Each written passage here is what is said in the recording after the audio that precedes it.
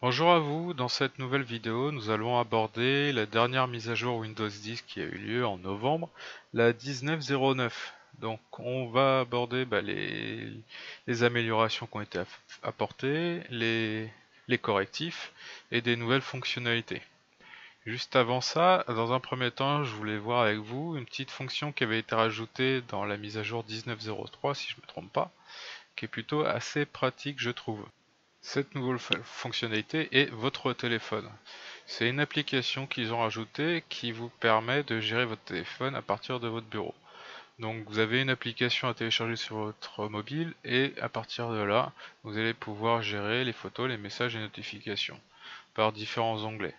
À partir de la photo, évidemment, vous allez avoir vos contenus photo. Les messages, vous allez pouvoir les recevoir, y répondre et envoyer de nouveaux messages directement à partir de là. Et recevoir aussi les notifications. Tout ça à partir de votre ordinateur. Moi, je trouve ça assez pratique. Ça m'évite quand je suis sur mon PC d'avoir à chercher mon téléphone directement à partir de l'ordinateur. Je reçois les messages et j'y réponds.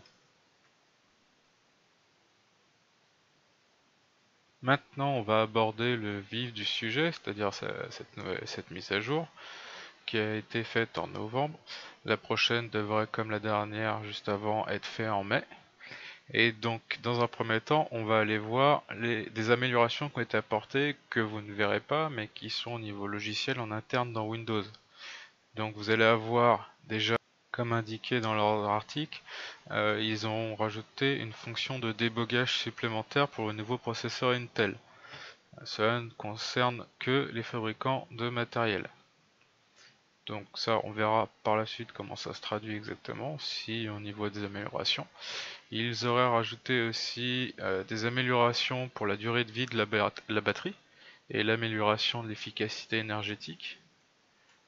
Donc tout ça, c'est dans votre logiciel en interne. Comme je l'ai dit, c'est des choses que vous ne verrez pas. Et ils ont amélioré aussi les performances de fiabilité. Ils ont mis une politique de rotation qui répartit le travail plus équitablement entre les cœurs de votre processeur. Donc après, ça pareil, ce qui est plutôt une assez bonne nouvelle. En gros, grosso modo, de ce que je vois, moi, c'est des améliorations de performance de votre ordinateur liées au système d'exploitation. Donc voilà pour la partie performance. Il n'y a pas énormément de choses comme vous avez pu le voir. Vous pourrez lire l'article vous-même. Je vous posterai tous les liens directement en dessous, euh, en dessous de la vidéo. Maintenant, on va voir quelques fonctionnalités qu'ils ont rajoutées en plus au niveau déjà du calendrier. Vous allez pouvoir rajouter, je vais vous montrer dans la suite réellement ce que ça donne.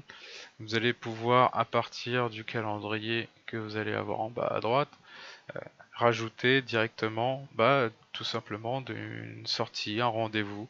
Vous cliquez sur le jour en question, en dessous vous allez avoir une petite encoche pour taper un texte, vous y mettez votre rendez-vous que vous voulez et l'heure de fin, vous pouvez rajouter une localisation aussi, c'est plutôt pas si mal, c'est pas grand chose, ça mange pas de pain.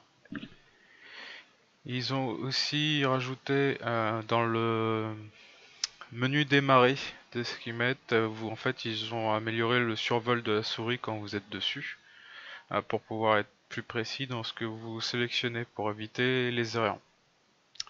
Ils ont aussi rajouté dans la partie notification, c'est une grande partie, la partie droite de votre Windows qui va être touchée, la possibilité en fait quand vous faites d'avoir une amélioration de l'interface du centre de notification. Je suis peut-être pas très clair dans ce que je vous dis en fait de ce qu'ils mettent. Ils ont ajouté juste des images en fait pour montrer ce que l'on entend par bannière et centre d'action lors des réglages de notification. Ils vont avoir aussi pareil sur la partie notification sous paramètres système notification.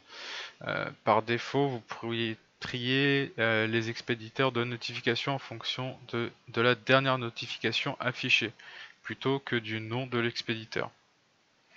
Vous allez avoir aussi des options qui ont été rajoutées pour désactiver les notifications à partir d'une application d'un site web directement sur la notification. Ça, je vais vous montrer, vous faites juste un clic droit sur la notification en question. Vous avez aussi gérer les notifications, un bouton qui a été rajouté tout en haut de la barre pour pouvoir accéder aux paramètres.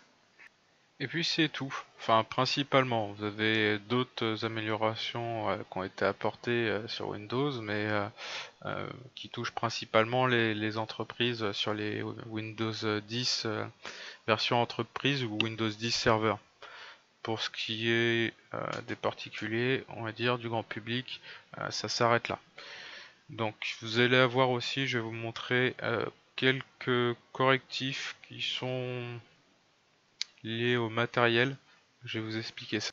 Donc nous allons avoir ça c'est plus dans des petits correctifs, vous allez voir le lien, il y a les dates auxquelles ça a été retourné, la dernière mise à jour en question. Un qui ne concerne pas vraiment, c'est l'impossibilité de créer des utilisateurs locaux en chinois, japonais et coréen, excusez-moi, pendant la configuration de l'appareil. Vous allez avoir, alors ça c'est résolu dans une mise à jour du 10 décembre. Vous avez aussi des problèmes que certaines personnes pouvaient rencontrer avec des anciennes versions de produits antivirus Avast et AVG, qui lui est pas résolu entièrement mais atténué. Il vous donne quand même quelques petits détails un peu plus importants par la suite. Vous avez aussi, ça c'est au 22 novembre que ça avait été fait, certaines personnes pouvaient avoir des pertes intermittentes de connectivité Wi-Fi. Ça a été résolu. C'est en fait en raison tout simplement d'un pilote obsolète. Vous avez aussi, qui a été résolu, l'impossibilité de découvrir ou de se connecter à des appareils Bluetooth à l'aide de certains adaptateurs Realtek. Donc ça a été résolu aussi au 15 novembre. D'où l'importance de faire ces mises à jour. Donc voici les principaux petits correctifs. Ça c'est plus dans les petites mises à jour parce que vous verrez, vous avez la date à laquelle ça a été résolu et la version de la mise à jour qui correspond. Du coup. Maintenant, je vais vous montrer concrètement qu'est-ce que ça donne en fait tout simplement ces petites mises à jour de notification ou de calendrier. Donc pour ce qui est déjà du menu démarrer, en fait, j'ai jamais fait attention personnellement, mais je me demande si c'est pas là, tout simplement la surbrillance que vous avez quand vous passez votre souris au-dessus d'une fonction. Donc après, on va passer aux notifications. Donc juste à cliquer en bas à droite pour la notification et vous faites un clic droit dessus. D'ailleurs, on va avoir la fonction désactiver toutes les notifications pour courrier par exemple. Là, on va aller accéder aux paramètres de notification et vous avez les petites images qui sont un peu plus conviviales de ce qu'ils mettent pour comprendre ce qui est la bannière et le centre d'action. Voilà, tout simplement. On va voir aussi quand vous allez dans notification, tout en haut, gérer les notifications. Donc un petit raccourci qui a été rajouté qui n'était pas présent avant. Tout simplement.